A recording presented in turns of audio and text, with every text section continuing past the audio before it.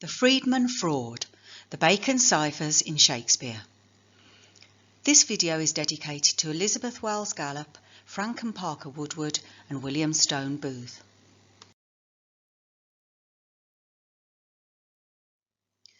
For the last 60-odd years, orthodox Bacon and Shakespeare scholars, supported by universities around the four corners of the globe, fanned by the international news media, have deceived the rest of the world into believing that the Friedmans, the two greatest cryptographers of the 20th century, had once and for all, in their book, The Shakespearean Ciphers Examined, put an end to the notion of Baconian ciphers being present in the Shakespeare plays. It is a view which still prevails to the present day. But even though the Shakespearean Ciphers Examined continues its deception unabated, there were those from the very beginning, suppressed by orthodox scholars, the universities and the international media, that were able to see through this very carefully constructed fraudulent charade.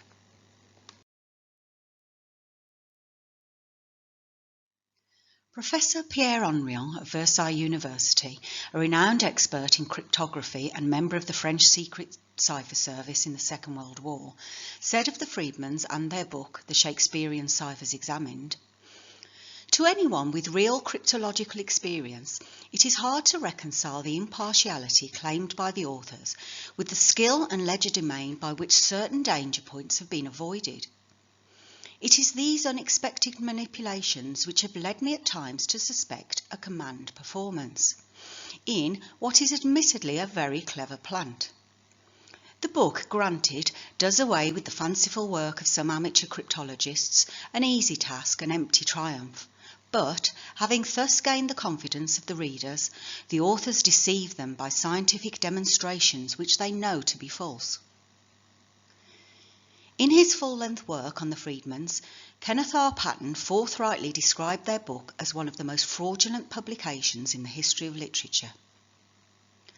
The Friedmans, who unquestionably knew exactly what they were doing, stooped to the very lowest kind of intellectual dishonesty. In truth, this book is probably the most astonishing collection of deceit and deliberately calculated falsifications that have ever been crammed between the covers of a book. I can only believe that some person or organisation with a vested interest in the perpetuation of the Stratfordian myth commissioned the Friedmans to write it.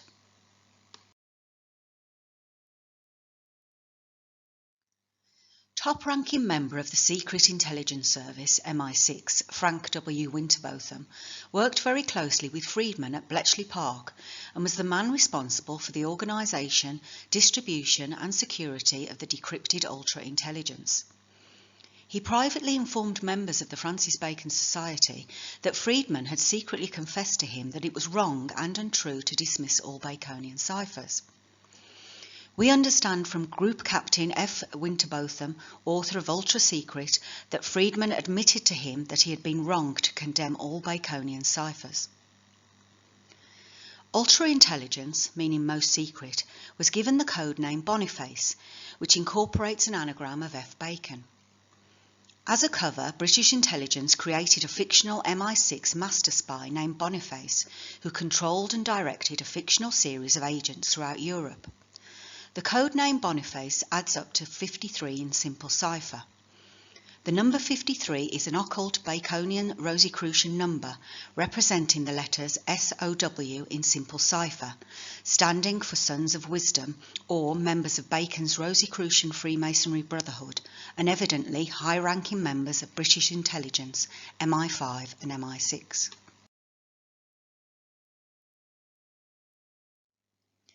Yet even those and others who knew that the Friedmans had perpetuated arguably the greatest secular fraud in all literary history, they had little or no knowledge of the full story which lay behind it. It is a story which begins from the time the Friedmans worked with Elizabeth Wells Gallup at Riverbank and reveals the hidden truth behind several anonymous Riverbank publications on the Bacon biliteral cipher, which is here disclosed for the first time, were written by the Friedmans, fully endorsing its presence in the Shakespeare works. The Friedmans ensured this remained hidden through their book, The Shakespeare Ciphers Examined, which is itself paradoxically an elaborate cryptogram containing concealed Baconian ciphers, repeatedly conveying the message that Francis Bacon is Shakespeare. The Friedmans secretly knew there were Baconian ciphers present in the Shakespeare works, and that Bacon is the true author of the Shakespeare works, a secret which at a single stroke completely collapses the Stratfordian illusion that the illiterate, semi-illiterate William Shakespeare of Stratford was the author of the Shakespeare poems and plays. It was a secret the Friedmans publicly lied about for the rest of their lives, which they took to their graves, but not beyond it. For on the tombstone of William and Elizabeth Friedman, designed by themselves, the two greatest cryptographers of the 20th century left a cryptographic message: Francis Bacon is Shakespeare. It is a story told here for the first time that will completely shock the Shakespeare world.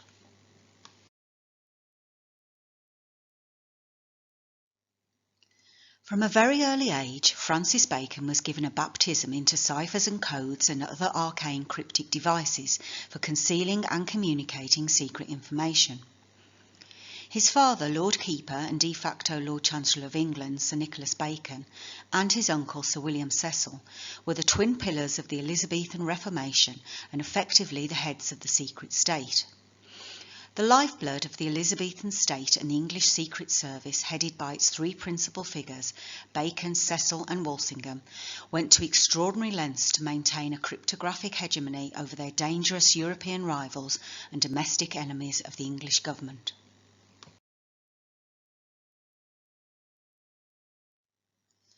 Early in the Elizabethan reign, Sir William Cecil and Sir Nicholas Bacon directed the great mathematician and cryptographic expert Dr. John Dee to seek out an extremely rare manuscript of Johannes Trithemius' Steganographia. The spy, intelligentsia and secret government agent Dr. Dee had a profound and extensive interest in cryptology, and after tracking down the prized manuscript on the continent, he returned with it to England, where a copy of it was placed in the hands of his political masters.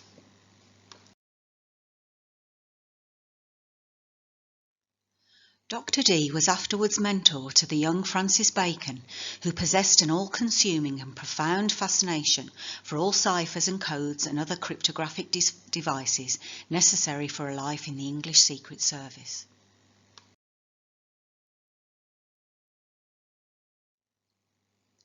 In 1576, a 15-year-old Francis Bacon travelled in the train of the ambassador-elect Sir Amias Paulet for a 3-year stay at the English embassy in Paris, which stood at the very epicentre of European intrigue and espionage, where he was joined by the great English cryptographer Thomas Phillips. At the English embassy in Paris, the two of them were conversing and working daily with the secret language of ciphers. Still then only in his early 20s, Phillips was already known in high private circles as the greatest cryptanalyst in England. Working closely alongside his young friend who shared his profound fascination with cryptology, the conversation naturally turned not only to the available manuscripts and printed works on the subject, it positively extended to all that was then known about cipher and their possibilities. From his own account back in Paris, Bacon's mind had turned to the infinite possibilities of cryptology and to the invention of new ciphers. Years later, in his De Augmentis, Bacon provides a detailed explanation of his biliteral cipher, which I devised myself when I was at Paris in my early youth, a cipher system he later secretly inserted into his Shakespeare works.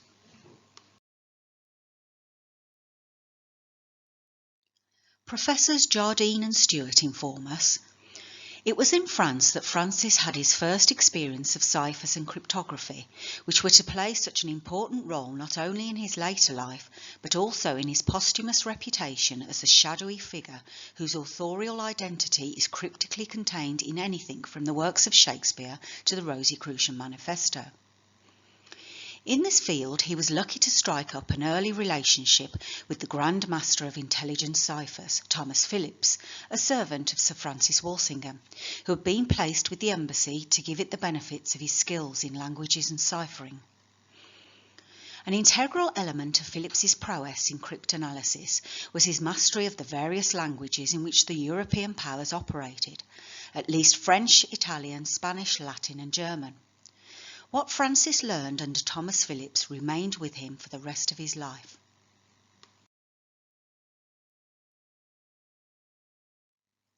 Living in Paris at the time when Bacon was busy working with and inventing new ciphers was the diplomat and cryptographer Blaise de Vignières, with whom Bacon is believed to have collaborated on his trait de chiffre, or secret ways of writing.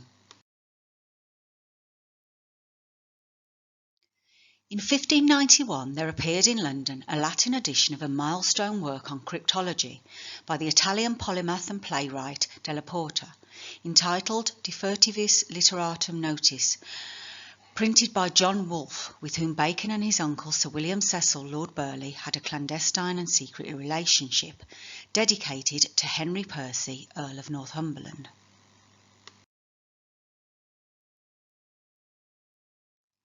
Some 2 centuries later, there was discovered at Northumberland House what has come to be known as the Northumberland manuscript that originally contained a substantial number of Bacon's writings, including his Shakespeare plays Richard II and Richard III.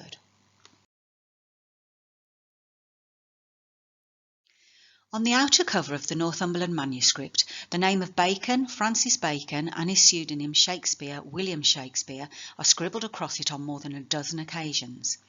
Down the left side appears a variant of the long word in Love Labour's Lost.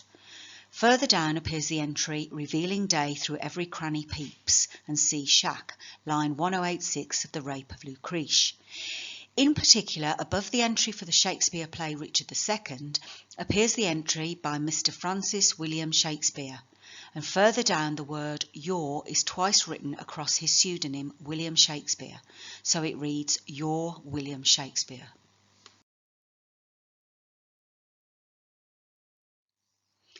After the death of spymaster Sir Francis Walsingham, the headquarters of the English Secret Service had been transferred to Essex House on the Strand, the grand stately residence of the royal favourite Robert Devereux, Earl of Essex. Under the roof of Essex House, Francis and Anthony Bacon ran a vast domestic and foreign intelligence network of spies and intelligencers operating across the European continent. Working from the headquarters of the English Secret Service, Francis and Anthony also set up a literary workshop with connections to English printers and publishers, employing writers, translators, scribes and copyists for distribution of private manuscripts, books, plays, masques and other entertainments.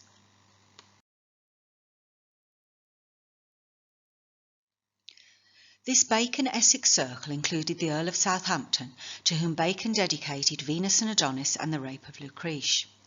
The first narrative Shakespeare poem, Venus and Adonis, printed by Richard Field in 1593, marked the first appearance of the pseudonym William Shakespeare in print, appearing under the dedication to Southampton, who in the years leading up to it was residing with Bacon at Gray's Inn, with the two of them involved in a long intimate relationship, much of it centred in and around Essex House.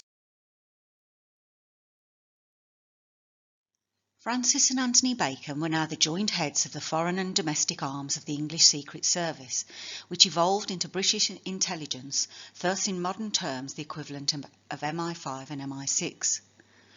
The Bacon brothers were in charge of gathering intelligence domestically and from all over Europe, for which they employed a highly organised network of secret agents and spies, whose important intelligence and information was conveyed through secret codes and ciphers, with the interception of ciphered correspondence of enemy agents deciphered by Francis, Anthony and Thomas Phillips.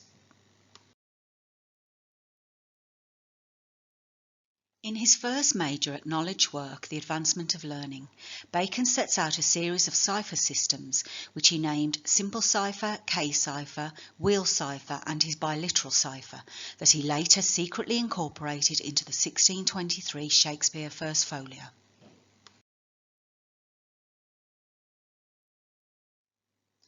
Shortly before the publication of the Shakespeare First Folio in November 1623, there appeared in Latin Bacon's truly monumental De Augmentis Scientiarum, which included a more expansive and detailed explanation of his biliteral cipher.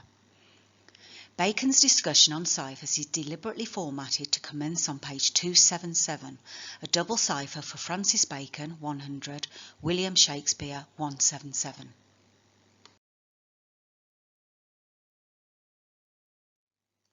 The third in an interconnected trinity of publications following the Shakespeare First Folio and De Augmentis Scientiarum came not long after in the shape of the extremely rare work on cryptology, one still shrouded in secrecy and mystery, entitled Cryptomeneses by Gustavus Solenus, a pseudonym for Augustus Duke of Brunswick-Luneburg, a near 500-page work published at Luneburg early in 1624.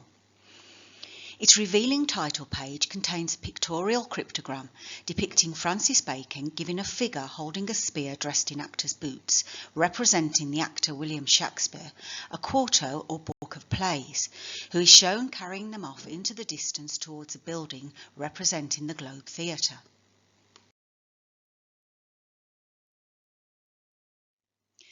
Several experts, including the cryptographer Charles Bowditch, the Dutch professor of mathematics and 17th century cipher expert Dr. Speckmann, Professor Pierre Henrion of Versailles University, a member of the French cipher service in the Second World War, the Baconian code and cipher expert Thomas Bokenham, and Peter Dawkins, founder-director of the Francis Bacon Research Trust, a recognised expert on Bacon, Shakespeare and the Rosy Crucians, as well as renowned authority on all aspects of Baconian cryptology, have all identified and confirmed numerous ciphers relating to Bacon and his Shakespeare plays in Cryptomeneses.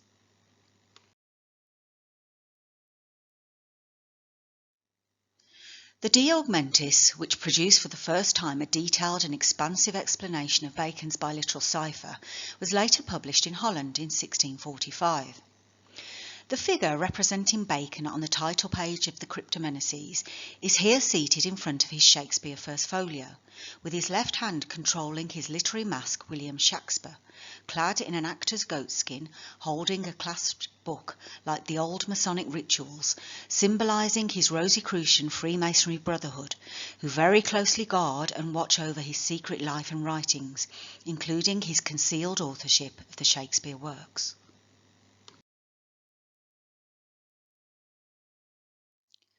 The extensive evidence and information given above, nearly all of which is not found in the Shakespearean ciphers examined by the fraudulent Freemans, itself invalidates and demolishes their carefully constructed charade.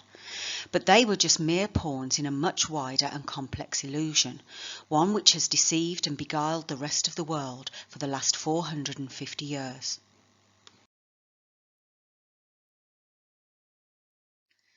Some 3 centuries after the publication of the Shakespeare First Folio, the presence of Bacon's biliteral cipher therein was published by the remarkable Elizabeth Wells Gallup, entitled The Biliteral Cipher of Sir Francis Bacon discovered in his works. On examining the prefatory material of the Shakespeare First Folio, Gallup deciphered a series of revelations about Lord Bacon's secret life and enormous corpus of writings, revealing that not only was he the secret author of the Shakespeare works, but also the works published in the names of, among others, Spenser, Green and Marlowe, and that he was the concealed royal son of Queen Elizabeth and Robert Dudley, Earl of Leicester.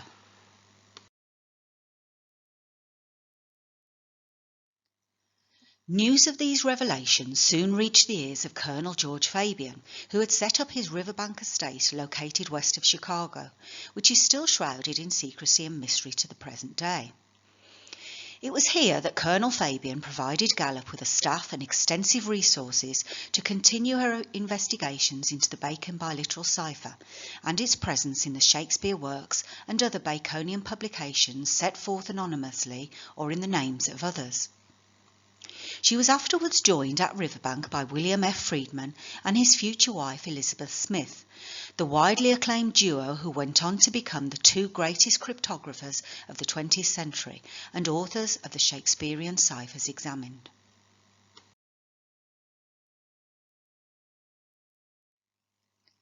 The years spent by the Friedmans at Riverbank are not well documented, and what we know or believe of their time there almost entirely derives from the story told by the Friedmans themselves in a series of unpublished manuscripts and lectures, and their book, The Shakespearean Ciphers Examined.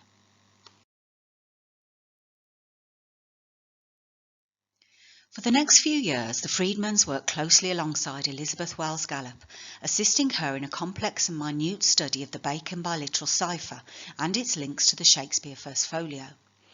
Soon after, the Friedmans were appointed the joint heads of the Riverbank Cipher Department.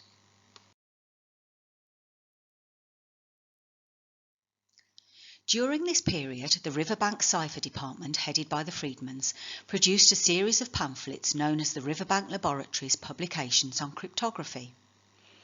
These comprise of a series of important groundbreaking technical monographs dealing with cryptography and cryptanalysis, and several dealing with Gallup's work on the Bacon biliteral cipher.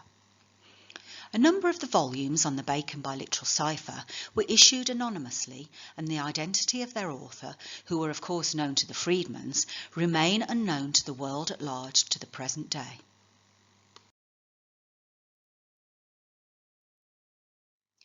In their typescript entitled The Cryptologist Looks at Shakespeare, held in the Folger Shakespeare Library, on which their book The Shakespearean Ciphers Examined is based, the Friedmans list the series of technical works which began with number 15. These publications, dealing with cryptography and cryptanalysis as technical fields in cryptology, were as follows. All except numbers 19, 21, 50 and 75 were by William F. Friedman. Number 19 was by Lennox R. Lohr and William Friedman. Number 21 was by William F. Friedman and Elizabeth S. Friedman. Numbers 50 and 75, not cryptographic, strictly speaking, were by H. O. Nolan. As one would expect, the Friedmans had no difficulty whatsoever in identifying those works written by Mr. Friedman, as well as the works he closely collaborated with Mrs. Friedman, and the names of those other authors who had written works placed in this category.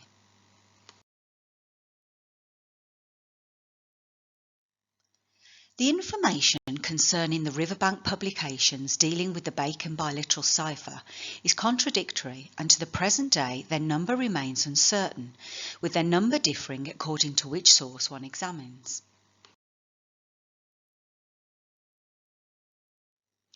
If we turn to the Friedmans' book, The Shakespearean Ciphers Examined, the source of information for nearly all scholarly and ordinary inquiries, the title, author and date of publication of the Baconian Riverbank publications, is briefly mentioned in only 2 places throughout the whole work. The information, rather than being clear, detailed and precise, as one would expect from 2 cryptologists who place great emphasis on the critical importance of accuracy, it is inconsistent and conspicuously deficient in several important points of detail. Firstly, they say, and I here quote in full, "While she, Mrs. Gallup, was there, Fabian issued in his series of Riverbank publications 6 small items relating to the biliteral cipher. Not a single mention of the individual's title, date of publication, or author of any of the 6 works, one of which could hardly be described as small, running as it does to 100 pages.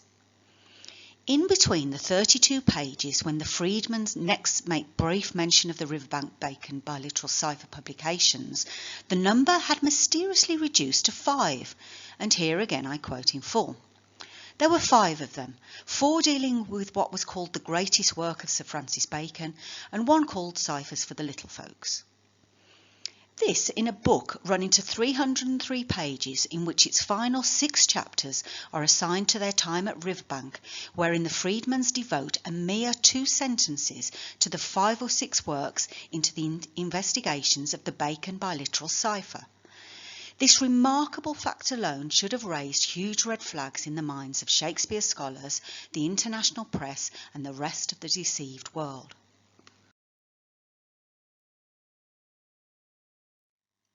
Writing in their unpublished The Cryptologist Looks at Shakespeare, on which their book The Shakespeare Ciphers Examined is based, the fraudulent Friedmans include more information, albeit still inaccurate and incomplete, which they chose to suppress in their book, once again here quoted in full. These publications dealing with the biliteral cipher were as follows. J. A. Powell, The Greatest Work, Anonymous, hints to the decipherer, Mrs. Henry Pott, hints for deciphering, Anonymous, The Keys for Deciphering, Dorothy Crane, Ciphers for the Little Folks.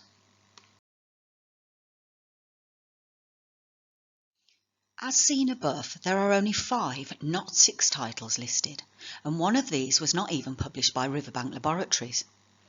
Of the 5 that are listed above, 3 of the publications have the name of their author listed on the respective title pages. Why, when the Friedmans were the Cipher Bureau at Riverbank, a bureau headed by the Friedmans, are 2 of the tracts listed as anonymous? Undoubtedly, the Friedmans knew the identity of the author or authors of these publications, so why did they not name them in either the unpublished typescript or their universally celebrated book? Why the conspiracy of silence?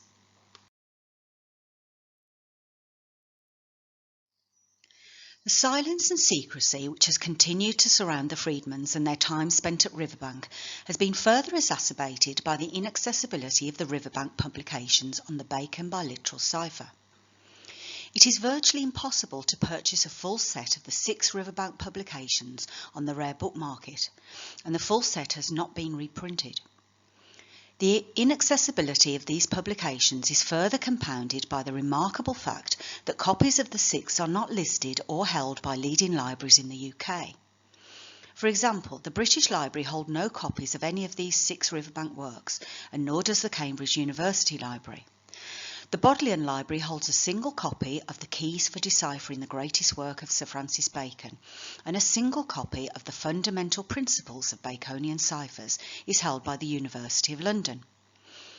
So in total, the leading English libraries hold only 2 of the 6 Baconian Riverbank publications. Nor does any US library hold a copy of all 6 Riverbank publications on Bacon's biliteral cipher.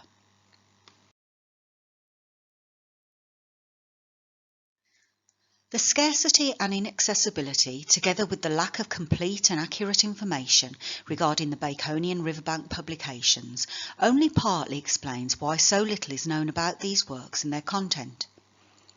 Regrettably, the Friedmans, who jointly headed the Riverbank Cipher Department and played an integral part in their production, throughout their whole lifetime chose to remain steadfastly silent on what is still the most important secret about these anonymous Riverbank publications, the secrecy of their authorship. To understand why this secrecy was systematically maintained by the Friedmans, we need to turn our attention to the works themselves and examine their contents to fully reveal the identity of the individuals responsible for these anonymous works on the Bacon biliteral cipher.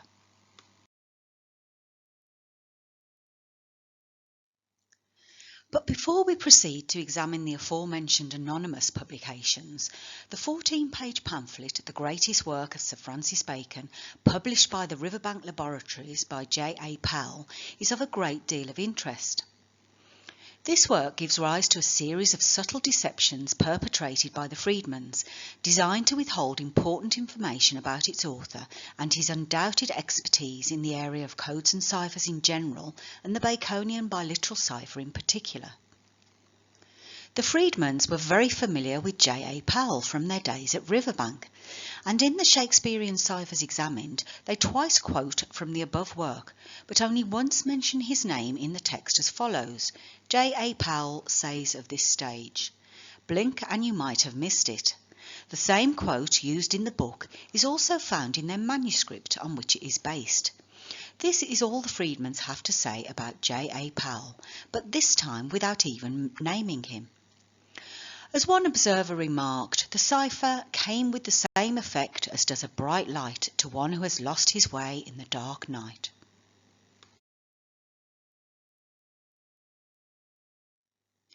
What the Friedmans clearly did not want to convey to their readers was that Captain J.A. Powell was a renowned and recognised expert cryptographer and worked in the Code and Cipher section for US military intelligence, MI8, in the First World War. Captain Powell was commissioned by Fabian to examine the work of Gallup on the Bacon biliteral cipher. His findings were afterwards published in The Greatest Work of Sir Francis Bacon.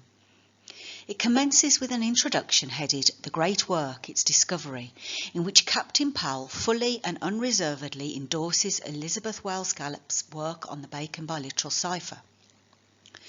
To Elizabeth Wells Gallup, a deeply read student of English literature, to whom belongs the enduring credit of discovering the existence and the solution of the Baconian biliteral cipher.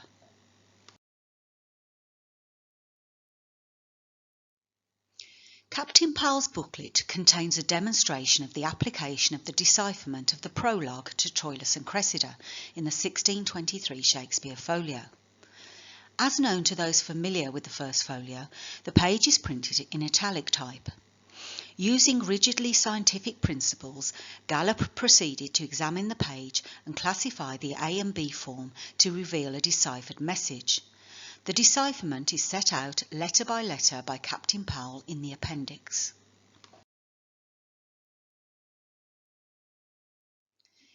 In their book, The Shakespearean Ciphers Examined, the fraudulent Freeman stated that the biliteral cipher was never used or inserted by Bacon in the Shakespeare plays or in his own acknowledged works, which was very different to what was stated by the concealed authors of the anonymous works of the Riverbank publications on the Bacon biliteral ciphers, whom the Friedmans knew well as they knew themselves, a truth they concealed and lied about to everyone else, a secret which defined them, and one that could never be openly revealed to the rest of the world.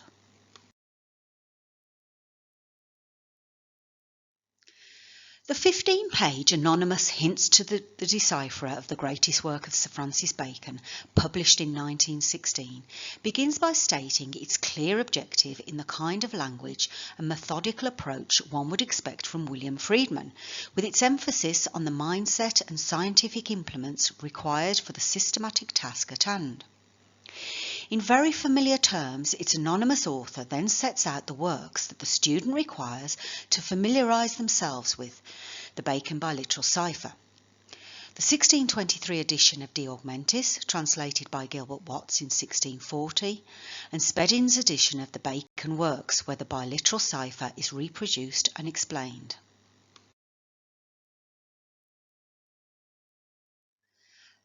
The pamphlet also contains general instructions for the study of the biliteral cipher and includes several plates of italic and Roman type letters to assist the student to differentiate between the different types found in Elizabethan and Jacobean works.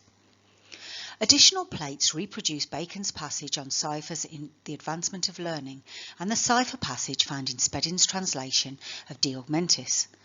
The same material was decades later similarly presented by William Friedman in his lecture, The Earliest Attempts at Cryptography, from the Invention of the Art of Writing to Bacon's Biliterary Cipher.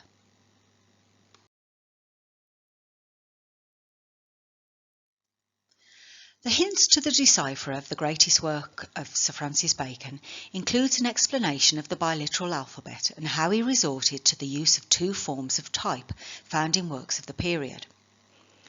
It contains several plates reproduced from the 1640 edition by Gilbert Watts and from the Spedding edition, as well as providing plates illustrating the minute differences in italic and Roman type.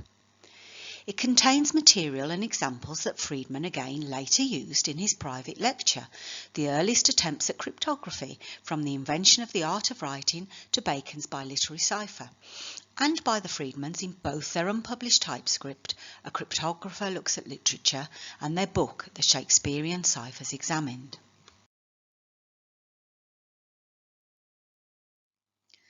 The third, anonymously issued, The Keys for Deciphering the Greatest Work of Sir Francis Bacon, is of a very different order to the previously published pamphlets. The book, amounting to a total of 100 pages, is the result of an enormous amount of industry and expertise, originating from the Riverbank Cipher Department, headed by William F. Friedman and Elizabeth S. Friedman, whose fingerprints are found all over it. The Keys for Deciphering the Greatest Work of Sir Francis Bacon displays all the confirmatory telltale signs of the hallmarks and characteristics of a work written by William Friedman, with the assistance of his wife Elizabeth Friedman, reflected in his and their later publications, including the Shakespearean Ciphers Examined.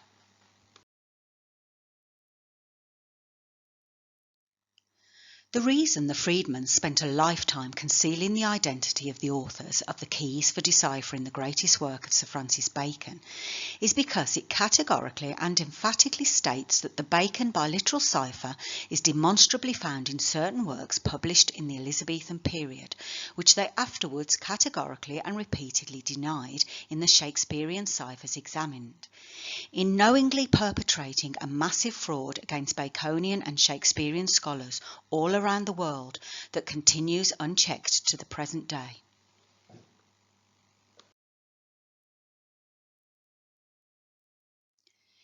Its content, subject matter, mental habits, syntax, language, turns of phrase, favourite words and expressions all undeniably and irrefutably point to and confirm the identity of its anonymous authors, William F. Friedman and his wife Elizabeth S. Friedman. Its primary authorship by William Friedman is betrayed and exposed from its opening paragraph.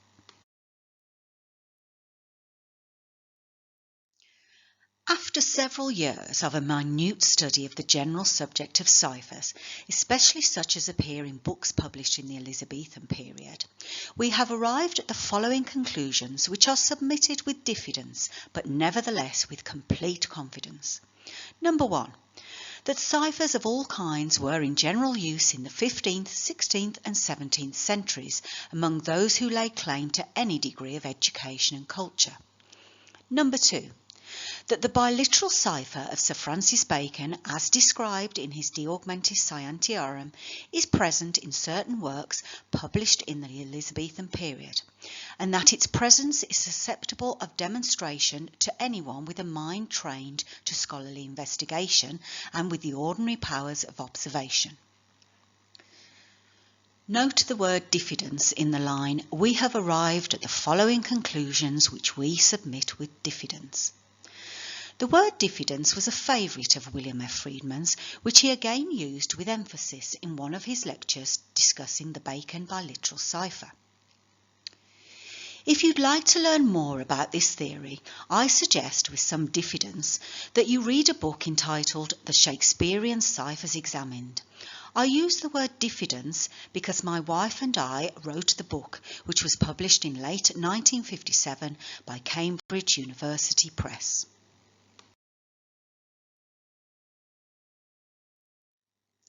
The rest of the prefatory note provides an overview and summary of the systematic scholarly and scientific methods employed in determining the presence of Bacon's biliteral cipher in Elizabethan and Jacobean literature, including his acknowledged and pseudonymous writings, among them his Shakespeare poems and plays.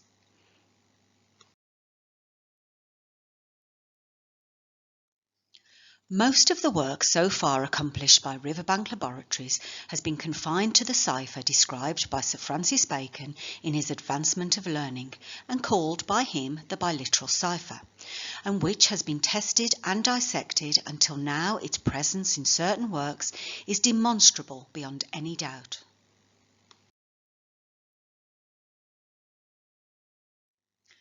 As the 20th century began to draw to a close, the publication of a work entitled The Sabines at Riverbank, Their Role in the Science of Architectural Acoustics by John W. Kopek went virtually unnoticed by the outside world at large. The book, issued in 1997 by the Acoustical Society of America, was limited to only 1,000 copies on a subject which falls outside the scope of literary scholarship and is one of the reasons it remains unknown to Baconian and Shakespearean scholars.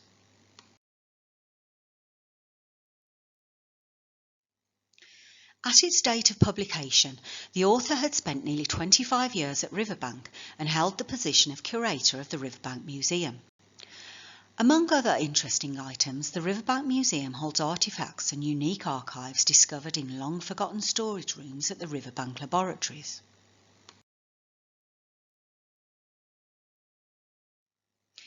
In addition to his professional duties, Kopek fully immersed himself in the history of Riverbank, a history which had barely been glanced at. Virtually all of what little is known of the Riverbank Cipher Department has come down to us through the lens of the Friedmans. Their three main repositories, where they discuss their time at Riverbank, provide us with only a very carefully edited version of the circumstances and events surrounding it, and their parts played in the authorship of the Riverbank publications on the Bacon biliteral cipher. Their various accounts about their time at Riverbank are marked by inconsistency, factual discrepancy, deliberate omissions, falsehoods, and out-and-out mendacity. Now here for the very first time was a book on Riverbank by an author who had spent more than 2 decades on site with unlimited access to what records remained of its secret, obscure and hidden past. The book is dedicated to Don Williams, the son of Fabian's chauffeur Bert Williams, who drove the limousine that picked up Elizabeth Smith Friedman from the Newberry Library in Chicago, marking the start of her career at Riverbank from 1916 to 1920. The long-time Riverbank chauffeur Bert Williams knew the Friedmans well, and for the years the Friedmans were at Riverbank, Bert Williams was in almost daily contact with them, as he was with Elizabeth Wells Gallup, providing him with first-hand inside information about the Riverbank publications on the Bacon biliteral ciphers and their authorship.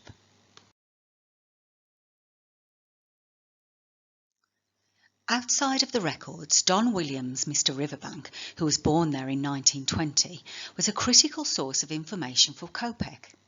Don Mr. Riverbank Williams worked at Riverbank for 35 years before retiring in 1985 and knew more about Riverbank than any other person alive.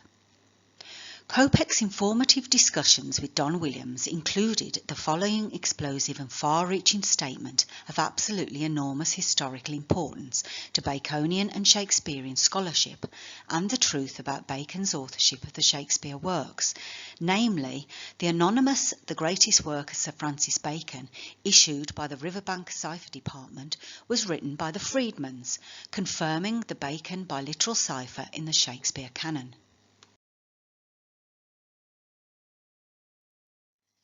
When discussing the Baconian ciphers, the Friedmans stated that they spent years working on Bacon's writings, and the results of their efforts were documented by them. However, when their book The Greatest Work of Sir Francis Bacon was printed in 1916, the author listed was George Fabian, meaning it was issued under the copyright of George Fabian.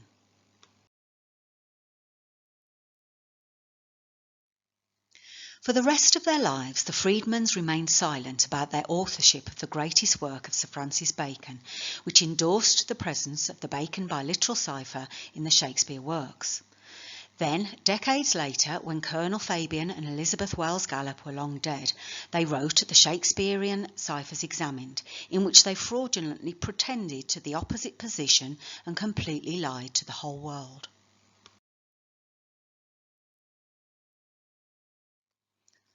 After decades working for the government and US intelligence, in the late 1940s the Friedmans again turned their attentions to the subject instrumental in bringing them together, decades earlier at the Riverbank estate, namely the subject of whether there were Baconian ciphers in the Shakespeare and various other Elizabethan works. This was a time when the Friedmans felt persecuted by the National Security Agency, who did not trust them. Friedman drank too much and they constantly worried and obsessed about money and their finances. We catch a stark picture of his fragile mental health and psychological and emotional instability in some incoherent ramblings, scribbled down on a piece of loose paper later found in the Friedman archives. Have insight into what is wrong, but it doesn't help much.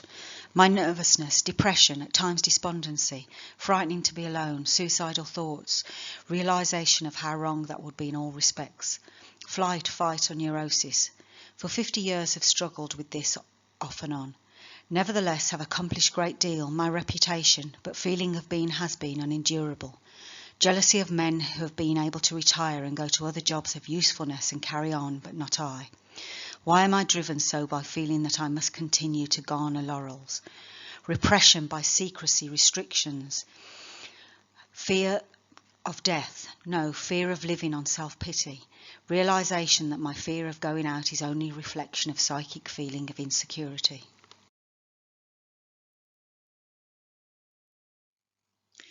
His biographer Ronald W. Clark informs us, by Christmas 1949 he was profoundly depressed and by the following months appears to have been considering suicide again. He entered Mount Alto Hospital voluntarily. Movement to an open ward from which he could make weekend visits to his home failed to improve matters very much, and in March 1950 he entered the psychiatric unit of George Washington University Hospital for electroshock therapy. He received a total of 6 electroshock treatments, each without incident or complication, says his psychiatrist. He made a rapid and dramatic recovery and was discharged from the hospital on April the 11th. The dangerous corner turned, he now faced the Shakespeare controversy once more.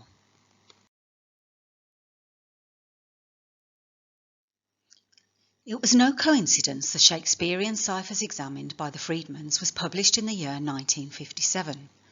The year and number, as we are talking about an important work on Rosicrucian Baconian ciphers, is an auspicious one. Some 3 decades after the supposed death of Bacon, Dr. Rowley, a member of his Rosicrucian Brotherhood, who secretly knew Bacon penned the Shakespeare works and was familiar with his cipher systems, published the first English biography of Bacon in 1657. A century later, the Freemason Louis Theobald set forth his 8-volume edition of the works of Shakespeare in 1757, replete with Baconian Rosicrucian ciphers. His editor and biographer James Spedding issued the first of his 7 volumes of the works of Francis Bacon in 1857, which also contained secret Baconian Rosicrucian ciphers conveying the cryptographic message Bacon wrote the Shakespeare works. The cryptographic and numerical pattern was repeated once more when the Shakespearean ciphers examined by the Friedmans was published by Cambridge University Press in 1957. What the world doesn't know, and will be revealed here for the first time, is this book, written by the cryptographers William and Elizabeth Friedman, also includes hidden Baconian Rosicrucian ciphers which secretly convey that Bacon is Shakespeare.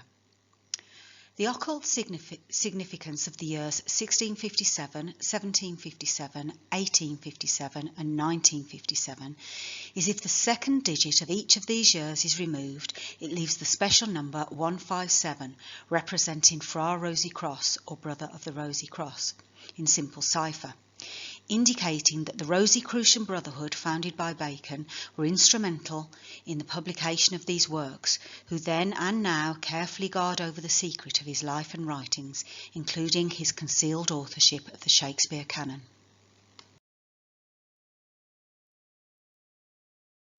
The Shakespearean Ciphers examined was published on the carefully selected date of the 4th of October 1957. The reason for the publication date was twofold. Firstly, there are 7 letters in October, and the addition of the numbers in the date, 4 plus 1 plus 9 plus 5 plus 7 equals 26. 7 plus 26 equals 33, Bacon in Simple Cipher. And as we have seen, if the null 9 is dropped from the date 1957, it leaves the secret Rosicrucian number 157 Fra Rosy Cross in Simple Cipher. Predictably and inevitably, the Shakespearean Ciphers examined was met with a chorus of universal praise from the international press, reviewers, commentators and academics. They were all agreed the book had finally put to rest once and for all the Baconian controversy. The New York Times book review stated the Friedmans buried these pseudo-cryptograms beneath a mass of evidence as crushing as an avalanche. The commendations it received were not so much based upon a critical evaluation of the work's merits.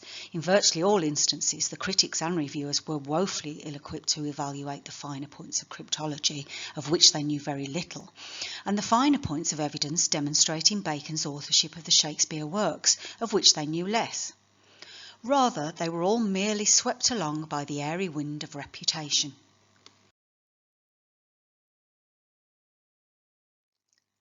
So, let us re-examine the Shakespearean Ciphers examined, a work on cryptography, or codes and ciphers, by the 2 greatest cryptographers of the 20th century, beginning with its title page, replete with Baconian Rosicrucian ciphers.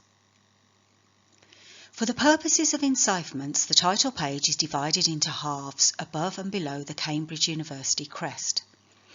In the top half of the title page, there are 33 words printed in block capitals, 33 Bacon in Simple Cipher, comprising of 190 letters.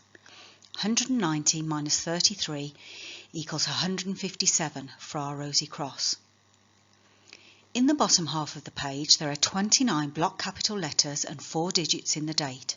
29 plus 4 equals 33 Bacon in Simple Cipher.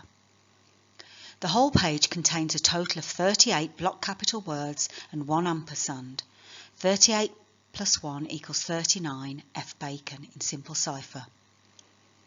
Moreover, the 190 block capital letters in the top half of the page, minus the 29 block capital letters and the 4 digits in the date of the bottom half, 190 minus 33 equals 157 for our Rosy cross in Simple Cipher.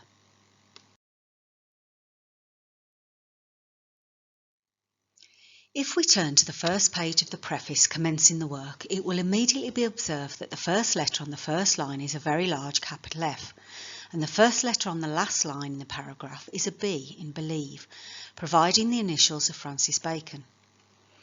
Below the large capital F, if we use the D as a reverse B, we have the letters C-O-A-N-B, an anagram of Bacon, thus giving us F Bacon. Within the large capital F, there is a total of 135 Roman letters and 2 capital letters. 135 minus 2 equals 133, a double cipher for Francis Bacon, 100, Bacon, 33 in Simple Cipher. The whole paragraph contains a total of 67 words, 67 Francis in Simple Cipher. Similarly, the last paragraph has a total of 67 words, again Francis in Simple Cipher, and if we subtract the one word in quotation marks inside, 67 minus 1 equals 66, a double cipher for Bacon 33 in Simple Cipher. The whole page contains 33 lines of printed text, again Bacon in Simple Cipher. Finally, the last printed line of text contains 46 letters and beneath it in Roman numerals V11 for number 7. 46 plus 7 equals 53, an occult number in Baconian Rosicrucian Freemasonic circles, denoting the letters SOW in Simple Cipher, standing for Sons of Wisdom or members of Bacon's Bacon Rosicrucian Freemasonry Society. The first page of the introduction likewise comprises 33 lines of printed text, 33 Bacon in Simple Cipher.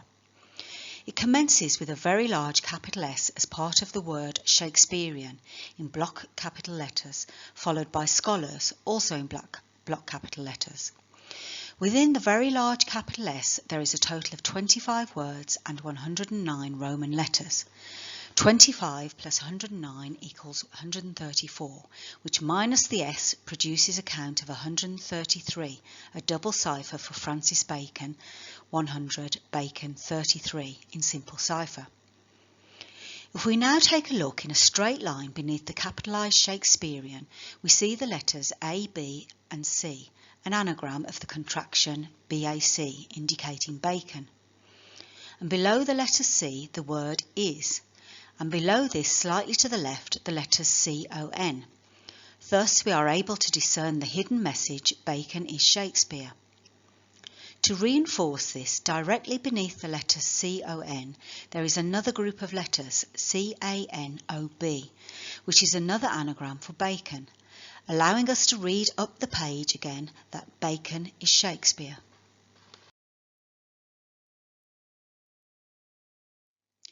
From this, the fraudulent Friedmans make the following statement. Shakespearean scholars have often had to deal with arguments that Shakespeare did not have the birth, breeding or education necessary to write the plays. The evidence brought forward by both sides in this particular argument is necessarily conjectural and must therefore always be inconclusive. On the other hand, claims based on cryptography can be scientifically examined and proved or disproved. In this book, we examine the cryptographic evidence used to support the thesis that someone other than Shakespeare wrote the plays.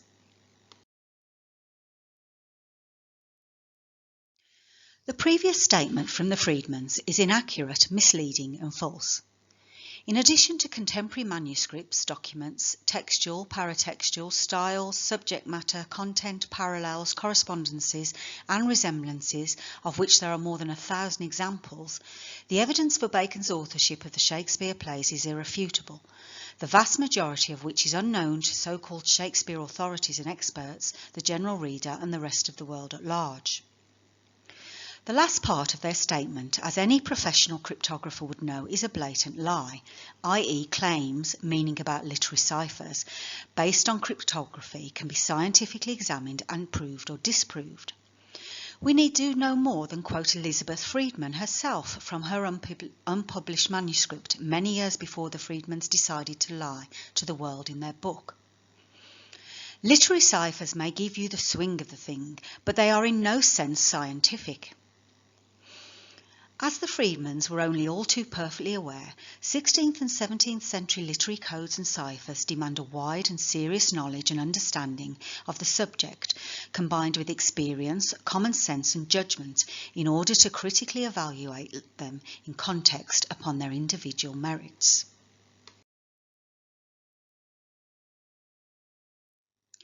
With the prefatory matter and introduction concluded, the Friedmans proceed to give in their first chapter entitled The Great Controversy, a fraudulent account of the great history of the Shakespeare authorship controversy. As with the first page of the preface and first page of the introduction, the first page of the first chapter contains 33 printed lines of text, 33 Bacon in Simple Cipher, and similarly within its very large capital I there are 139 letters, a double cipher for Francis Bacon 100, F. Bacon 39. The Friedmans begin their first chapter with a deliberately misleading and fraudulent statement. It seems that the first man to question Shakespeare's sole authorship of the plays was a certain Captain Golding. In a small book called An Essay Against Too Much Reading, published in 1728, he hinted at one of the anti-Stratfordian arguments.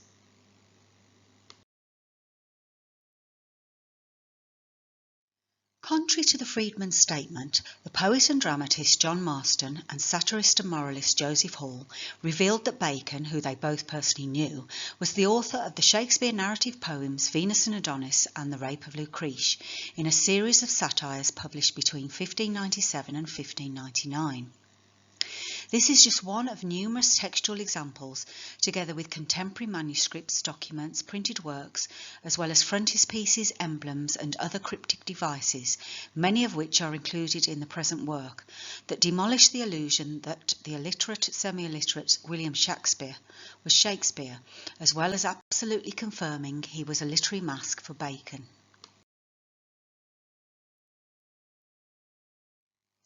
In the second chapter, entitled Cryptology as a Science, the fraudulent Friedmans set down the rules of engagement. Consistent with the capital letters commencing the preface, introduction and chapter 1, the second chapter also begins with a very large capital letter. Within the very large capital letter T, which serves as a cryptogram, wherein the fraudulent Friedmans provide a disingenuous and misleading definition of the term cryptology, there is a hidden secret message. Within the very large capital T there is a sum total of 133 letters, which is a double cipher for Francis Bacon 100, Bacon 33. And moreover it comprises 27 words and 130 Roman letters, minus the three capital letters T, H, G. 130 minus 27 equals 103, Shakespeare in Simple Cipher. And conversely, 130 plus 27 equals 157, Fra Rosy in Simple Cipher, thus providing the enciphered message that Francis Bacon, brother of the Rosy Cross, is Shakespeare. The text on the whole page comprises a total of 33 lines, 33 Bacon in Simple Cipher. With simply breathtaking arrogance and self-delusion, the fraudulent Friedmans on all matters of cryptology appoint themselves and only themselves as the law, the rule makers and judge and jury in their own case. In doing so, they adopt a crude method of arguing in the kind of circles that are both contradictory and self-refuting. In one place, to be sure that a message is deciphered correctly, it must have its rules, and for another kind of cryptogram, there are no rules. In another place, the rules must be applied precisely and inflexibly, whereas some systems, the encipherer, and they might have added the decipherer, can exercise his judgment.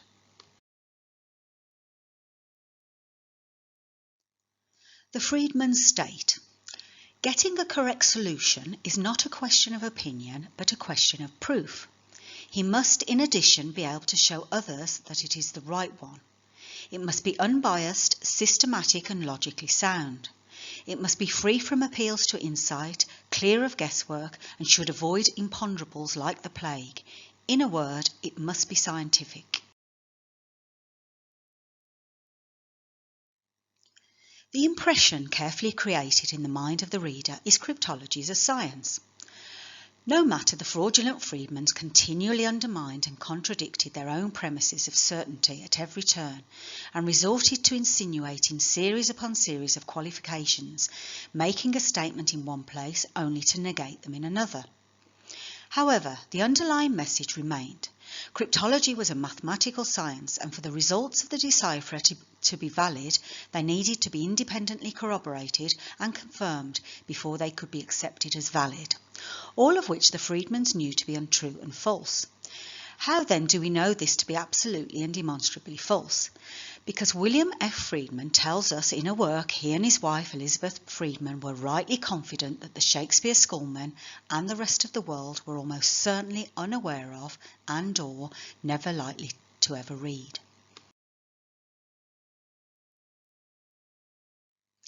In the work in question, An Introduction to Methods for the Solution of Ciphers, written during their time at Riverbank, which was not on open sale to the general public and was later classified by the National Security Agency, Friedman did give an accurate and honest account and analysis of the principles of deciphering. In fact, the introduction to this work is arguably the most concise explication and summary of the principles underlying the process of decipherment ever written, which completely confutes and demolishes their central thesis and the other falsehoods and lies peddled to the world in their fraudulent The Shakespearean Ciphers Examined.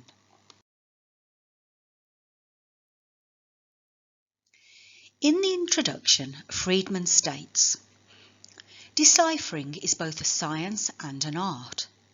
It is science because certain definite laws and principles have been established which pertain to it. It is also an art because of the large part played in it by imagination, skill and experience. Yet it may be said that in no other science are the rules and principles so little followed and so often broken, and in no other art is the part played by reasoning and logic so great. In no other science, not even excepting the science of language itself, grammar, does that statement, the exception proves the rule, apply so aptly. Indeed, it may be said, and still be within the limits of the truth, that in deciphering, the rule is the exception.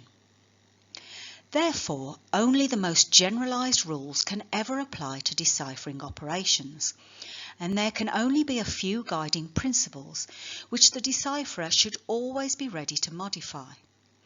It is the facility and ease with which a decipherer is able to modify his methods and discard his assumptions, which differentiates the good decipherer from the poor one.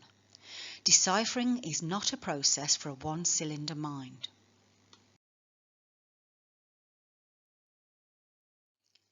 In augmenting the wealth of miscellaneous evidence which in itself serves to reveal Bacon's authorship of Shakespeare, the present work has principally employed two ciphers, the Simple Cipher and K-cipher, as an independent method of confirmation. Both of these cipher systems are addressed in the Friedman's Folger typescript under the title Numerical Cipher, Seals, Rosy Crucian Emblems, Baconian Numerology, and in their printed work under the curiously vaguer shorter title Odd Numbers. In keeping with the previous cryptographic pattern, the first page in this chapter in the book is not without interest. Within the very large capital letter T there are 31 words, 135 Roman letters and 2 capital letters T and H. 135 minus 2 equals 133, a double cipher for Francis Bacon 100 Bacon 33 in Simple Cipher. The 135 letters minus the 31 words equals 104, which minus the large capital T, 104 minus 1 equals 103, Shakespeare in Simple Cipher. On the whole page there are 33 lines of printed text, 33 Bacon in Simple Cipher. The chapter is given in Roman numerals X11 and it falls on page 169. 169 minus 12 equals 157 Fra Rosy Cross in Simple Cipher. Thus the concealed cryptogram yields the hidden message, Francis Bacon, brother of the Rosy Cross, is Shakespeare.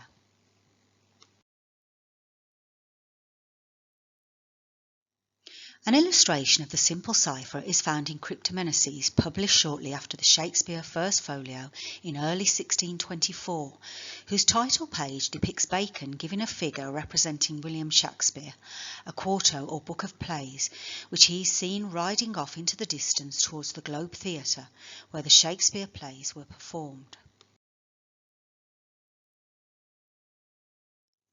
In Bacon's use and application of the Simple Cipher, each letter in the 24 Elizabethan letter alphabet is given a numerical value. 1 equals A, 2 equals B, 3 equals C, etc., which he employed to insert several secret Baconian signatures in the early editions of the Shakespeare plays and the Shakespeare First Folio.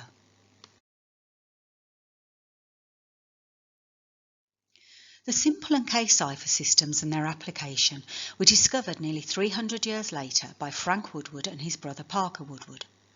Their findings were issued in 2 privately circulated works, Secret Shakespearean Seals and Francis Bacon's Cipher Signatures. The K-cipher system works on a similar basis to the Simple Cipher system, where the letters are given a numerical value as follows.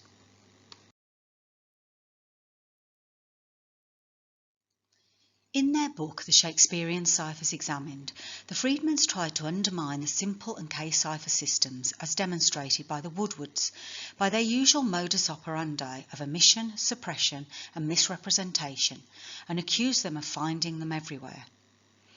To be precise, what the Woodwards actually found was that Bacon had secretly inserted his simple and K-cipher systems in the Shakespeare poems and plays and other works, revealing and confirming that Bacon is Shakespeare, with the first 4 pages of the Shakespeare First Folio also containing the 157 and 287 counts, representing Fra Rosy Cross in simple and K-cipher.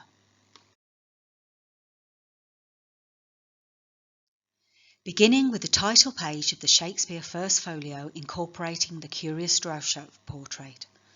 157 Fra Rosy Cross in Simple Cipher.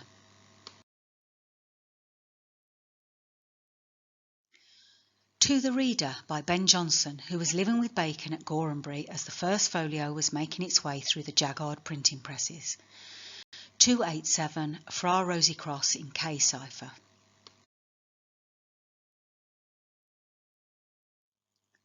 The first page of the dedication of the First Folio to Bacon's lifelong friends William Herbert, Earl of Pembroke, then the Grand Master of England, and his brother Philip Herbert, Earl of Montgomery. 157 Fra Rosy Cross in Simple Cipher.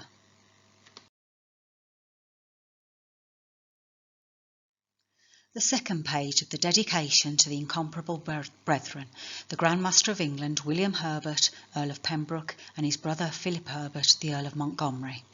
287 Fra Rosy Cross in K-cipher. In keeping with the capital letters commencing the preface, introduction and other chapters in the Shakespearean Ciphers Examined, the chapter entitled Acrostics and Anagrams also commences with a large capital letter. Within the large capital A there are a total of 25 words and 132 letters. 25 plus 132 equals 157, Fra Rosy Cross in Simple Cipher, and 33 lines of printed text underneath the title of the chapter. 33 Bacon in Simple Cipher.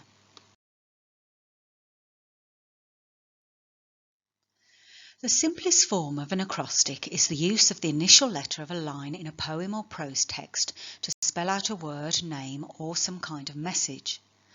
Another form of the simple acrostic is the telestic, which takes the final letter of the last word in each line, and the acrotelestic, composed of the initials of the final words in a text. There is also the progressive simple acrostic, which takes the first letter of the first line, the second letter of the second line, the third of the third, etc., and the progressive simple telestic, that takes the last letter in the first line, the last but one in the second line, the last but two in the third line, and so on.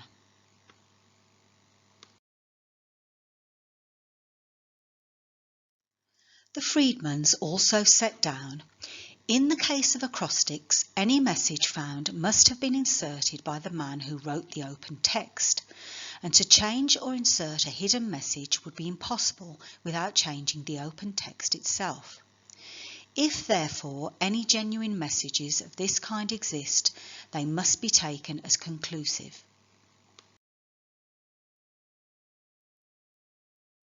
An anagram is a word, phrase or name formed using the original letters in a poem or prose text by the process of transposing or rearranging the letters. Even though it is well known and indisputable that various anagrams have been used to conceal and prove authorship, the fraudulent Friedmans insist that anagrammatic methods are too flexible to prove any claim to authorship, since the chances of accidental occurrence must invariably be very high indeed. Just more falsehood until recently that passed for currency in academic Shakespearean circles and the wider world at large.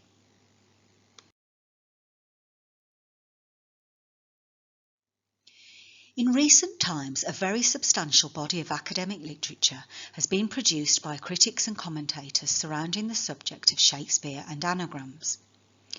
In the words of Professor Fowler in his own influential Literary Names, Personal Names in English Literature, Shakespeare's many anagrams in the sonnets were lost from view for centuries until R.H. Winnock's closely argued article, published in 2009, startled the scholarly world, in which he revealed embedded letter anagrams on Risley.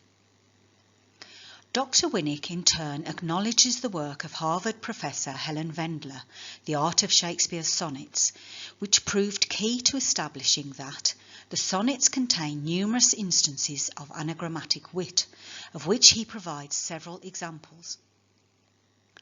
As Professor Vendler observed, there is always something cryptographic in Shakespeare's sonnet surfaces, sometimes literally so, as in the anagrams of 7, or as in the play on vile and evil in 121, but more often merely an oddness that catches the eye and begs explanation.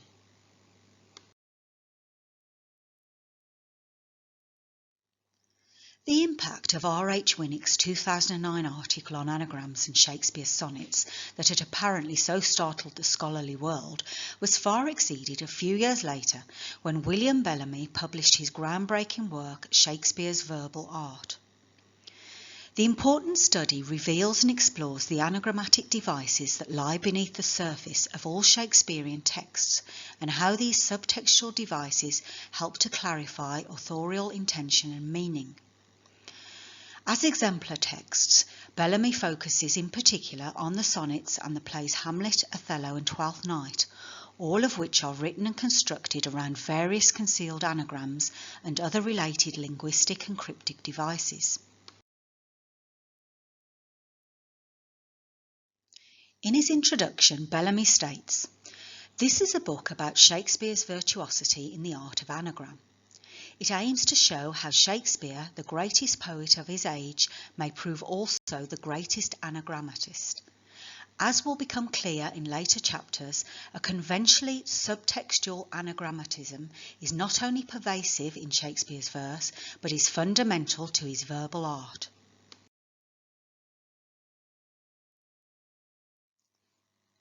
In his Literary Names, Personal Names in English Literature, under the heading Embedded Anagrams, Professor Fowler produces a number of examples of embedded name anagrams identified by Dr. Winnick in the Shakespeare sonnets, before similarly concluding, Shakespeare, the greatest poet of his age, may prove also the greatest anagrammatist.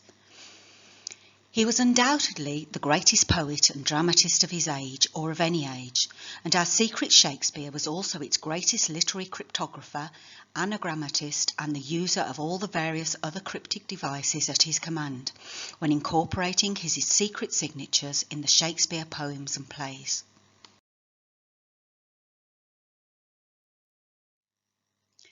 In his first Shakespeare narrative poem, Venus and Adonis, above the dedication to Henry Wriothesley, Earl of Southampton, which marked the first time the pseudonym William Shakespeare appeared in print, appears the Baconian AA headpiece, which also adorned a number of the quarto editions of the Shakespeare plays and the Shakespeare First Folio.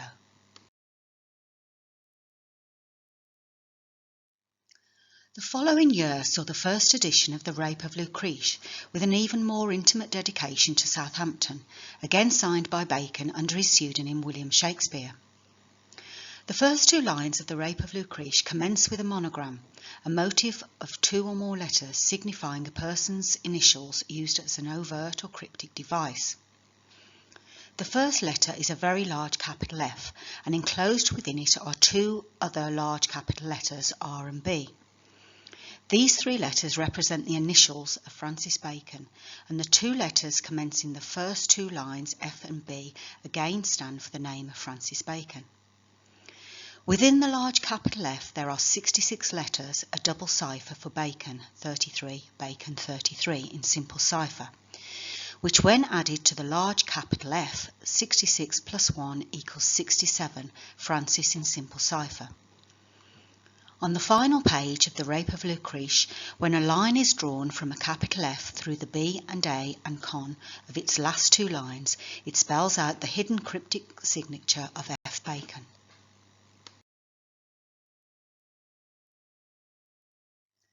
The monogram FRB also appears in the first edition of the Shakespeare sonnets, below another example of the Baconian Rosy Crucian AA headpiece, many of which were also clearly addressed to Henry Wriothesley, which is repeatedly confirmed by numerous embedded anagrams revealed by Dr. R. H. Winnick. The large capital F and capital R following the indentation, a capital B again provides the initials of Francis Bacon, the same secret signature which commences The Rape of Lucrece. The Shakespeare narrative poem A Lover's Complaint was also published as part of the first edition of the Shakespeare sonnets, written in rhyme royal, the same metre as The Rape of Lucrece. The first verse of A Lover's Complaint again commences with a large capital F, and enclosed within it are two other capital letters R and A, and down below it the letters which make up my name, and from the B in the third line reading upwards A and con for Bacon. Thus it reads, my name is Francis Bacon.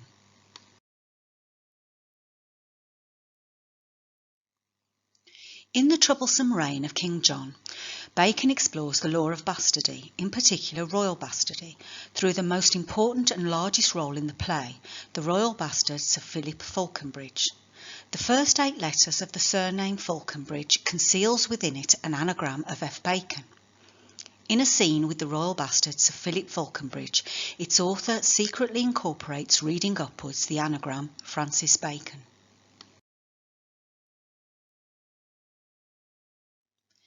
In Act 1, Scene 1, the royal bastard Sir Philip Falconbridge delivers a soliloquy in which he muses on the reality of the world which now awaits him. In the passage, Bacon incorporates one of his secret signatures in the first letters of the first 3 lines. The first line, containing the phrase Worshipful Society, an allusion to the Worshipful Society of Freemasons, begins with the letter B, the second with the letters AN, and the third line with the letters FO. The rearranged letters spell out FBAON, which is clearly only lacking the letter C for F. Bacon. We do not, however, need to look too hard for the missing C. If we return to the first line, the C needed to complete the anagram is the third letter in the final word society, giving us F Bacon, and moreover the numerical value of the letter C in Roman numerals is 100, simple cipher for Francis Bacon.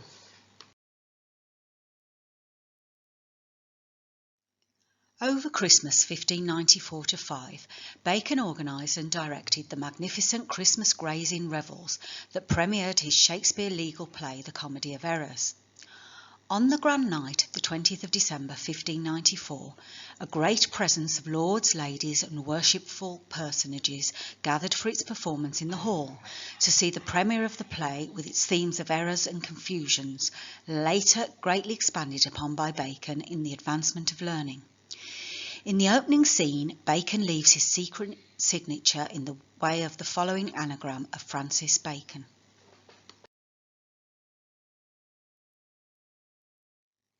He also secretly inserts in the last scene of the play the following anagram, Bacon. Just for good measure, Bacon also adds the following passage, 33 years have I but gone to travail. The number 33 is Bacon in simple cipher.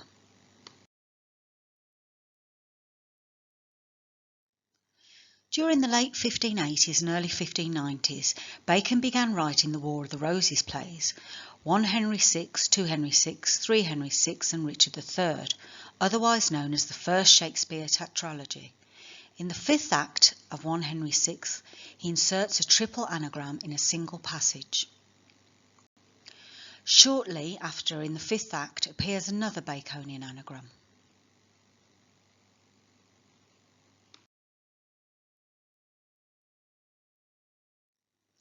Again, in the fourth act of 2 Henry VI, he incorporates the following anagram of F. Bacon.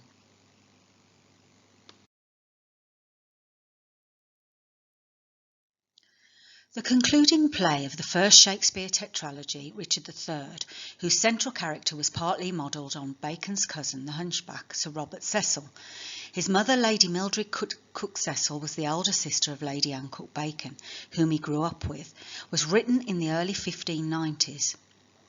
It was first printed in 1597 by Valentine Sims for Andrew Wise, without the name of an author on its title page. A second quarto edition appeared in 1598, printed by Thomas Creed for Andrew Wise, this time with the pseudonym William Shakespeare, appearing on its title page, with a Baconian Rosy Crucian AA headpiece placed at the top of the first page of the text. If we look more closely at the title page, talk about being hidden in plain sight, we see the secret signature of its true author, Bacon.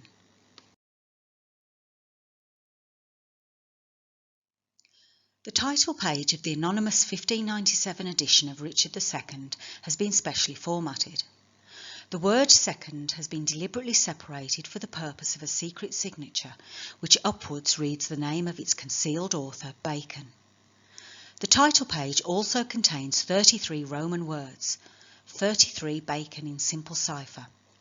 In the text itself, Bacon inserts the anagram by 1 Bacon.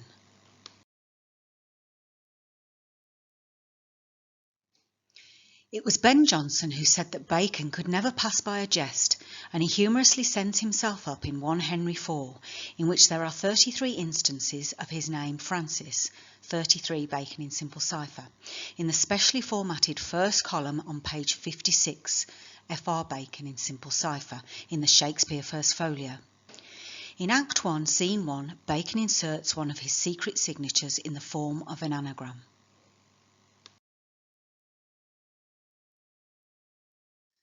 During 1599, Bacon turned to one of the figures in classical history, the Roman leader Julius Caesar, who had clearly fascinated him and had already featured in a wide range of his works. He was familiar with all the standard works on Roman history and Julius Caesar and the critical literature surrounding the subject and the man. Both the Greek and Roman historians Plutarch and Suetonius state Julius Caesar was stabbed 23 times, but in the play this is changed to 33 times, 33 Bacon in simple cipher.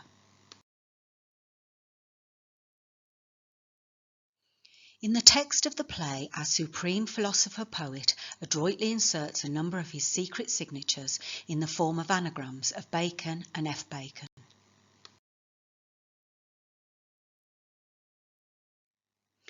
In his Remains concerning Britain, the historian William Camden, who was something of an expert on the subject, provides numerous examples of Greek and Latin anagrams relating to English royalty and its nobility. No name of an author appears on the title page, however its dedication to the Right Worshipful, Worthy and Learned Sir Robert Cotton is signed with the initials M.N., the last letters of William Camden. It appears that Bacon was involved in the production of the work as indicated by his Baconian Rosy Crucian AA headpiece above the first page of its introduction.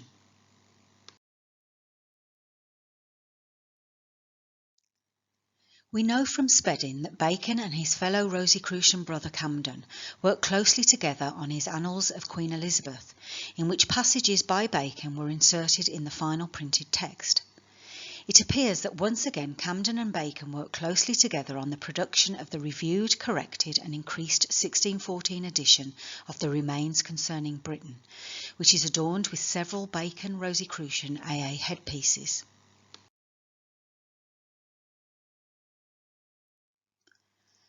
Two Baconian Rosicrucian AA headpieces appear over the chapter's anagrams and surnames. However, in the case of the latter, it is printed upside down, indicating to the initiated the page contains important secret concealed information about Bacon. On this page it is written, "At which time Romulus took the Sabine name of Quirinus, because he used to carry a spear, which the Sabines called Quiris." If we take the two letters of, the last three letters of Quirinus and the first four of because, it provides an anagram of F. Baconus. In Elizabethan times, Beacon was used for bacon. Or if we drop the E, it yields F. Baconus, the Latin for F. Bacon. Thus, Camden with Bacon is here linking Bacon with Quirinus the spearman, or the shaker of the spear, an allusion to Shakespeare.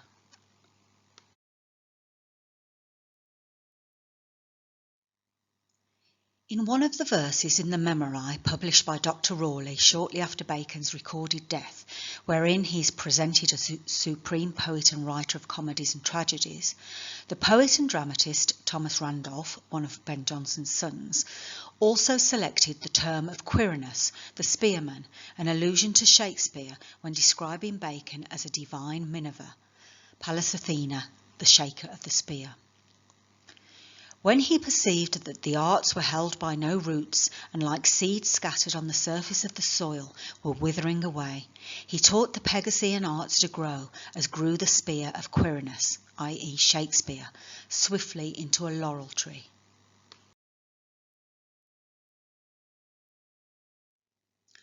On the 22nd of January 1621, Bacon celebrated his 60th birthday with a lavish banquet at his official residence York House on the Strand, attended by the great and the good. It is likely that the guest list included several members of his Rosicrucian Freemasonry Brotherhood, including the current Grand Master of England, William Herbert, Earl of Pembroke, to whom Bacon jointly dedicated his Shakespeare First Folio. There would also have been a glittering array of poets, including the most important figure regarding the First Folio after Bacon himself, the poet and dramatist Ben Jonson, who for Bacon's birthday celebrations wrote an ode entitled Lord Bacon's Birthday, in which he describes him as his king, about whom he says there is some kind of mystery surrounding him. Thou standst as if some mystery thou didst. Give me a deep-crowned bowl that I may sing in raising him the wisdom of my king.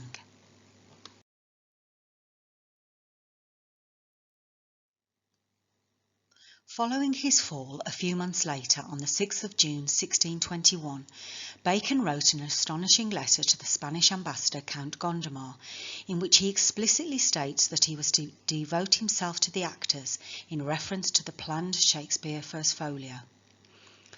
For myself, my age, my fortune, yea, my genius, to which I have hitherto done but scant justice, calls me now to retire from the stage of civil action, and betake myself to letters, and to the instruction of the actors themselves, and the service of posterity.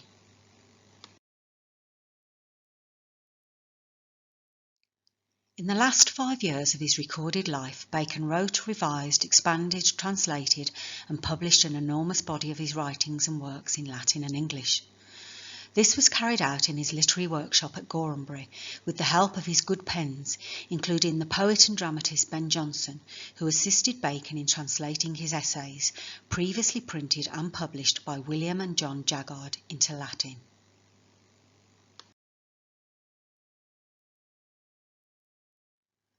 The preliminary pages of the Shakespeare First Folio consist of a verse signed by Ben Jonson facing the Droeshout portrait.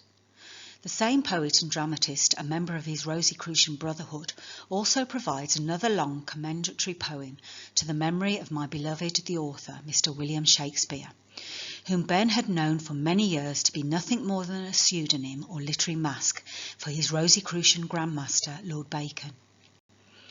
In the closing lines, its author, Ben Jonson, has deftly inserted 2 anagrams spelling out the name of the true Shakespeare, Bacon.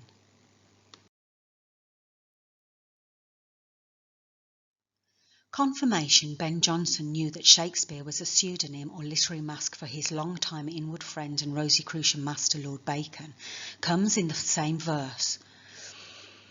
Leave thee alone for the comparison of all that insolent Greece or haughty Rome sent forth, or since did from their ashes come. The words Ben Jonson later employs to describe Bacon in his Timber and Discoveries. He, Bacon, who hath filled up all numbers, and performed that in our tongue which may be compared or preferred either to insolent Greece or haughty Rome.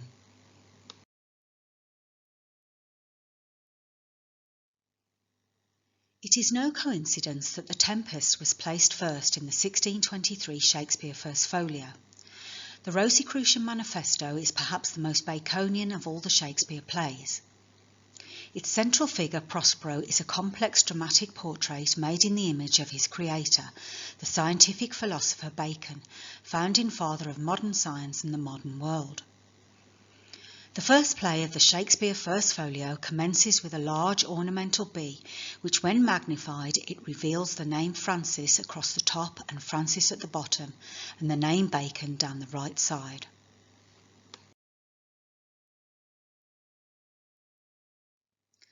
On the second page of The Tempest, as printed in the Shakespeare First Folio, its concealed author has inserted an anagram spelling out F. Bacon.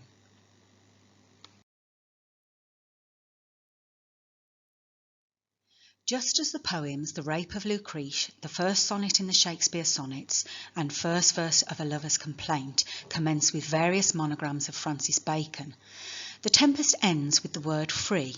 The name Francis means free, thus giving us, with the first letters of the first and last word of the text, the initials FB, the initials of its secret author, Francis Bacon.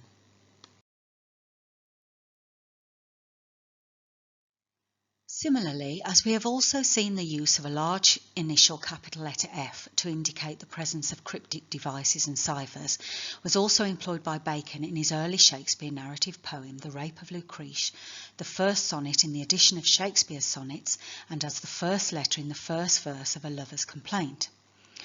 The address to the great variety of readers also commences with a large capital F within a woodcut, resulting in the indentation of the first 7 lines.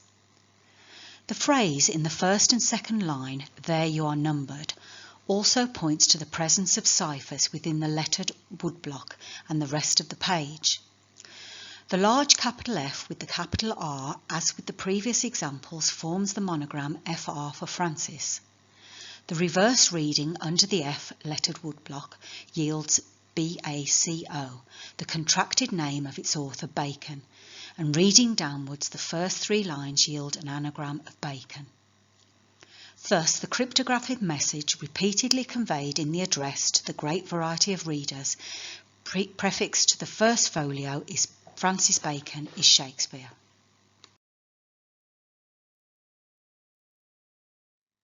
The large capital F, standing for Francis, is understood by the initiated to represent a secret code whereby concealed and arcane information about Bacon is about to be disclosed for those with eyes to see, as understood and practised by the invisible powers truly responsible for the Shakespearean ciphers examined. As we have seen, if we turn to the first page of the preface commencing the work, we see that the first word on the first line is a very large capital F, and the first letter on the last line in the paragraph is a B in believe, providing the initials of Francis Bacon.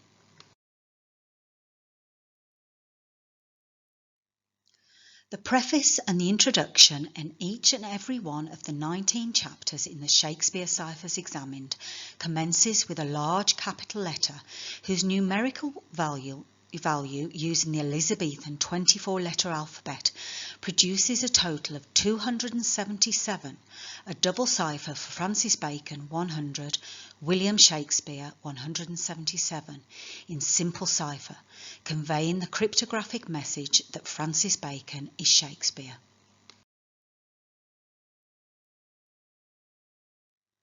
The Shakespearean ciphers examined that had denied through its open plain text that there were any Baconian ciphers present in the Shakespearean works was published by Cambridge University Press on the 4th of October 1957. As we have seen, the date, like the rest of the book, is a Baconian Rosy Crucian cryptogram. There are 7 letters in October and the numbers in the date equal 26. 7 plus 26 equals 33 Bacon in Simple Cipher.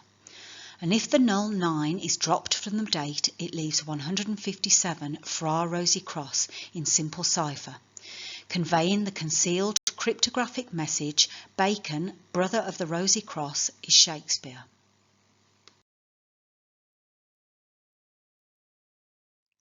The last full page of text prior to the index in the Shakespearean ciphers examined falls on page 287, Fra Rosy Cross in K cipher. Along the top of the page is written Conclusion, comprising 10 block capital letters. The page number 287 minus 10 equals 277, Francis Bacon 100, William Shakespeare 177 in Simple Cipher. The last page, 288, has 104 words in the text and 4 block capital words at the top of the page, the Shakespearean ciphers examined. 104 minus 4 equals 100, Francis Bacon in Simple Cipher. The 4 block words containing 31 letters subtracted from the page number 288 minus 31 equals 257, Francis Bacon 100, Fra Rosy Cross 157 in Simple Cipher. The whole book of the Shakespearean ciphers examined, including the index, runs to 303 pages. When the null 0 is dropped, it leaves 33 Bacon in Simple Cipher. Thus, repeatedly as seen, the Shakespearean ciphers examined is an enormous cryptogram conveying the secret hidden message that Francis Bacon, brother of the Rosy Cross, is Shakespeare.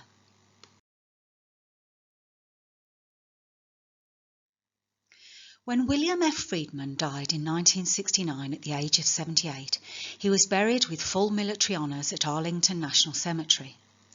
His widow, Elizabeth S. Friedman, most probably with the help of her husband before he died, designed his gravestone consisting of a pair of crossed flags, the symbol of the Signal Corps, responsible for military communications, mostly in codes and ciphers, and his favourite maxim, knowledge is power, expressed by Bacon in Meditations Sacrae, first published as part of the first edition of his essays in 1597. On the tombstone, she inserted a secret message using Bacon's biliteral cipher, the cipher system which had first brought them together at Colonel Fabian's Riverbank estate decades earlier, where they headed the Riverbank cipher department. She specified that certain letters were carved with serifs, a slight projection finishing off a stroke of a letter in a typeface, and the rest in sans serif, meaning in the absence of or without any serifs, distinguishing one typeface from another. In Bacon's maxim, knowledge is power, using his biliteral cipher, it produces, discounting the last letter R, the following sequence of BABAA, AABAB, AABAB, giving us the letters WFF for William F. Friedman. The A and B forms were sketched out by Elizabeth on a surviving piece of paper held in the Elizabeth Smith Friedman collection at the George C. Marshall Research Foundation.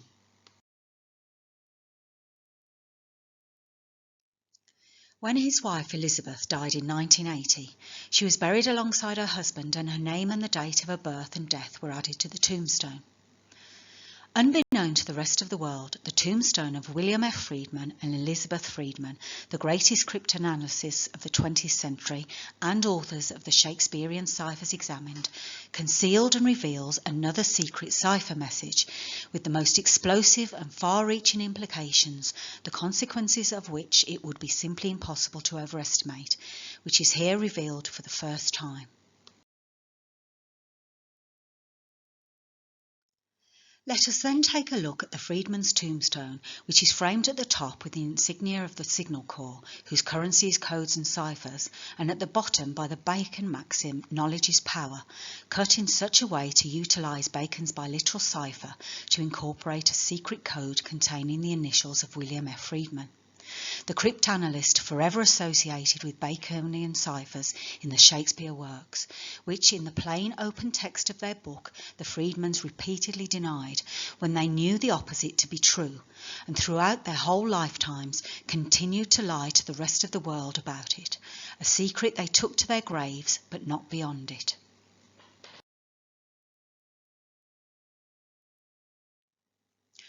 The tombstone, designed by William and Elizabeth Friedman, contains one insignia and a sum total of 16 words and 98 letters.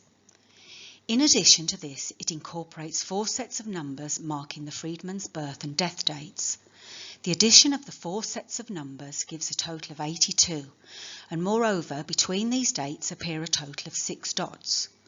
When all the characters and numbers are added, it gives a total of 203, producing a double cipher for Francis Bacon 100, Shakespeare 103 in Simple Cipher. Thus, the tombstone of William F. Friedman and Elizabeth S. Friedman, using Bacon's Simple Cipher system, conveys the concealed truth which they had secretly known all their lives, one they wished to reveal to posterity in a way befitting 2 Bacon Shakespeare cryptanalysts, that for whatever reason, while they were alive, they dared not or could not say openly and out loud. Francis Bacon is Shakespeare.